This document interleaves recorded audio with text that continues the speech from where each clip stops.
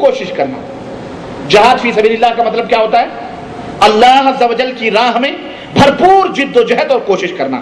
یعنی دین اسلام کی نشر و اشاعت کے لیے، اس کے پھیلانے کے لیے، اس کے تحفظ اور بقا کے لیے، دین اسلام کو لوگوں تک اس کی تبلیغ کرنے کے لیے، دین اسلام کے غلبے کے لیے بھرپور سعی کرنا اور کوشش کرنا، بھلے اس کی راہ میں جان ہی کیوں نہ چلی جائے. بھلے اس کی راہ میں. یہ ہے جہاد فی سبیل اللہ کا اسلام میں مفہوم اور معنی. کس کے لیے؟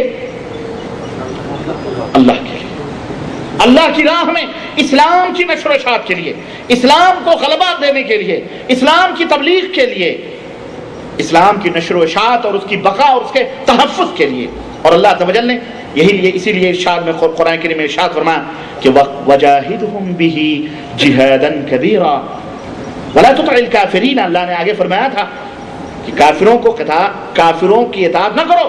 وجاہدہم بہ جہادا کبیرا. اور اے میرے حبیب، یہ قرآن میں دے رہا ہوں، اس قرآن کے ذریعے ان کافروں کے خلاف جہاد عظیم کیجئے، بہت بڑا جہاد. اللہ کے نبی نے مکے میں کون سا جہاد کیا تھا؟ اللہ کے نبی مکے میں جہاد نہیں کیا تھا؟ بولو. کچھ سرپھرے ظالم ایسے بھی ہیں کہ مکے میں جہاد ہی نہیں ہوا. اللہ کے حبیب جناب محمد الرسول اللہ صلی اللہ علیہ وسلم کی پوری نبوت کی پہلی زندگی سے لے کر اور موت کی آخری سانسوں تک ہمارے حبیب جہاد کرتے رہے.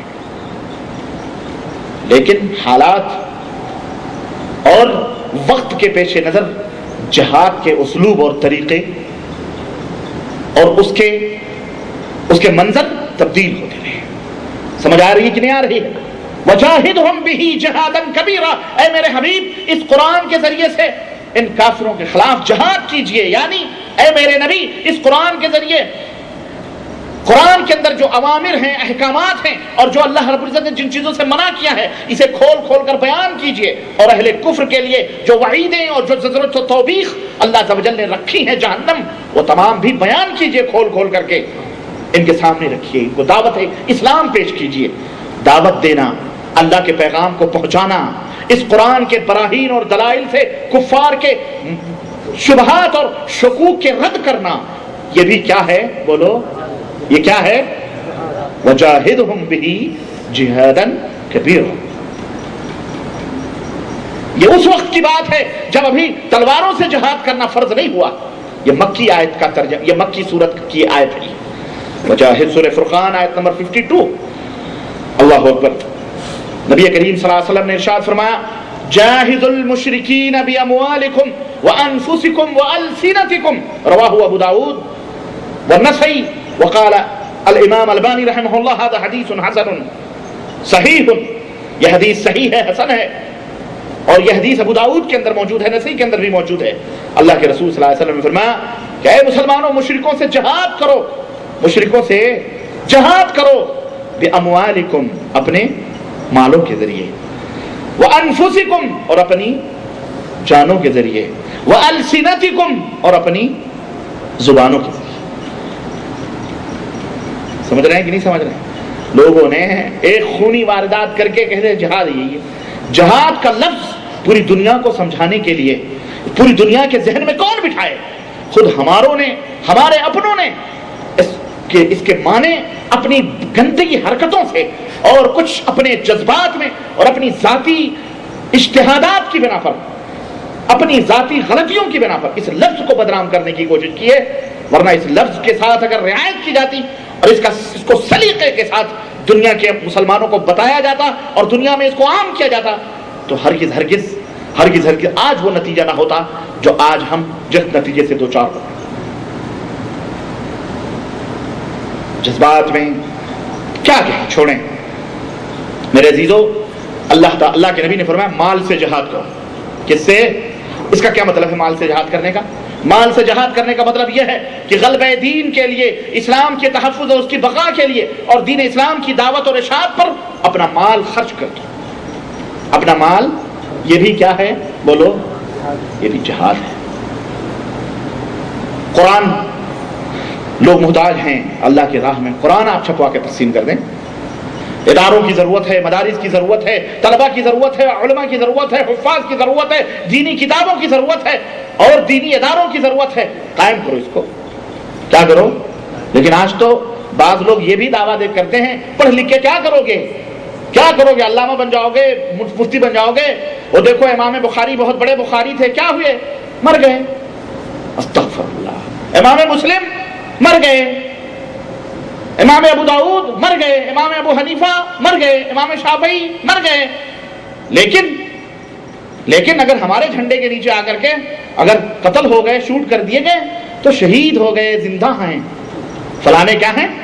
اس طرح کی مثالیں دیتے ہیں. بولے اتنا علم لے کے کیا کرو گے پڑھ لکھ کر کے؟ آؤ ہمارے ساتھ چلو، ہمارے ساتھ چلو، لڑو بھیڑو. پڑھ لکھ کر کیا کرو گے؟ کوئی فائدہ نہیں. استغفر اللہ. ایسے لوگ بھی امت کے اندر موجود ہیں اور اس قسم کی دعوتیں بھی دے رہے ہیں. اللہ ایسے لوگوں کو ہدایت عطا فرمائے. میرے عزیزوں، میرے بھائیوں، تو مال سے جہاد کرنے کا مطلب یہ ہے کہ اس طرح سے اسلام کے غلبے کے لیے اپنی دولتوں کے دروازے کھول دو.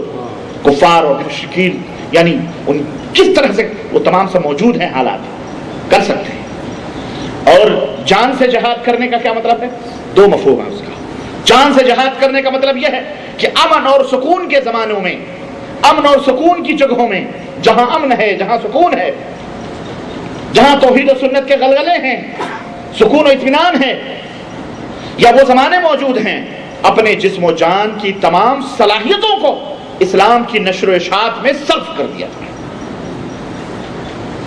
اپنے جسم اور جان کی تمام صلاحیتوں کو اسلام کی نشر و اشاعت اور اس کی دعوت و ارشاد میں صرف کر دی جائیں. یہ کب؟ جب امن و امان کا ماحول ہو، امن و سکون کا اپنے ملک میں ماحول ہو، زمانے ہو. تب یہ نہیں کہ چادر تان کے ٹھرا مار کے سو، نہیں. اسلام کی تبلیغ کرو، اسلام کی نشر و اشاعت کرو، اپنے جان کو جان مت سمجھو، صرف کرو اس کی طرف. اور دوسرا یہ کہ اگر جنگ کا زمانہ ہو، تمہارے ملکوں میں جنگ کے زمانے ہوں، جنگ و جدال کا موسم آ جائے، تو اسلام کو مٹانے اور اس کی تعلیمات کو ختم کرنے کے لیے دشمنان دین تمہارے پر حملہ آور ہوں، تمہارے در پہ آزار ہوں، تو پھر اس اللہ کے دین کی بقا کے لیے اور اس اللہ کو خوش کرنے کے لیے، اس اللہ کے اس اسلام کی تحفظ کے لیے میدان جنگ میں دشمنان اسلام سے مقابلہ کیا جائے اور انہیں قتل کیا جائے، اور اپنی جان بھی پہ بھی اگر بن آئے اور جان بھی دینی پڑے تو اپنی جان سے بھی گزر جائے. سمجھ آئی کہ نہیں آئی؟ یہ ہے جہاد جان. وجاہدوا بانفسکم، اپنے جانوں کے ذریعے سے کیا کرو؟ اس کی کتنی شکلیں ہیں؟ بولو. امن کا زمانہ ہو تو بھی تم اپنی جسم کو، اپنے جان کو اس طرح صرف کر دو کہ اگر اسلام کی تبلیغ اور اس میں شامل. لیکن اگر دشمن اسلام، دشمن دین تمہارے سامنے کھڑا ہے تو پھر اور اسلام کو مٹانا چاہ رہا ہے، کس کے لیے؟ اسلام کو مٹانا چاہ رہا ہے، اسلام کو ختم کرنا چاہ رہا ہے، اس کے لیے اس سے قتال کرو، اس سے جنگ کرو. کیونکہ اس دنیا میں اپنے تحفظ اور اپنے بقا کے لیے جنگ کرنا جائز ہے. کسی بھی دنیا کے قانون میں اس کو حرام یا اس کو غلط نہیں کہا گیا ہے. یہ ہے میرے عزیزوں اپنی جانوں کا نذرانہ پیش کر دینا. یہ جو میں نے بتلایا، یہ جو آخری صورت جو دوسری ہے، اسی کو قرآن میں قتال بھی کہا گیا ہے. اسی کو قرآن میں کیا کہا گیا؟ قتال فی سبیل اللہ. اور جہاں بھی میں نے کہا جہاد کا یا قتال کا لفظ آیا ہے، وہاں اللہ تبارک تعالیٰ نے فی سبیل اللہ بولو. نہیں تو آج تو اس اللہ کا یہ شکر ہم نے ادا کیا. جب میں تیاری کر رہا تھا اور میں دیکھ رہا تھا، مطالعہ کر رہا تھا، تو اللہ کا میں نے یہ شکر ادا کیا کہ یہ فی سبیل اللہ ہر جگہ موجود ہے. اگر یہ فی سبیل اللہ کا لفظ نہ ہوتا تو آج کے لوگ اپنے اپنے مقصد کے لیے اس جہاد کو کہاں سے کہاں پہنچا دیتے ہے کہ نہیں؟ کرکٹ کے لیے بھی کہتے ہیں یہ بھی جہاد ہے، جہاد للوطن، جہاد للوطن. کوئی اپنی فکر یعنی اس طرح سے اس کو قتال فی سبیل اللہ اور اسی کو جہاد بالسیف بھی کہتے ہیں. ٹھیک ہے. اور تیسرا جہاد جو نبی کریم صلی اللہ علیہ وسلم نے فرمایا، زبان سے جہاد کرنا انہی مقاصد کے حصول کے لیے، یعنی اسلام کی تحفظ، اس کی بقا، اس کی نشر و اشاعت کی خاطر اپنی زبان کو اسٹرین گن بنا لو. اپنی زبان کو اسٹرین گن بنا لو، اپنے کلموں کو کہ اپنی قلموں کی زبانوں کو تیروں کی انیاں بنا لو تاکہ کفر کے جسم کو ان تحریروں کی انیوں سے چھل نہیں کرتا. اپنی زبان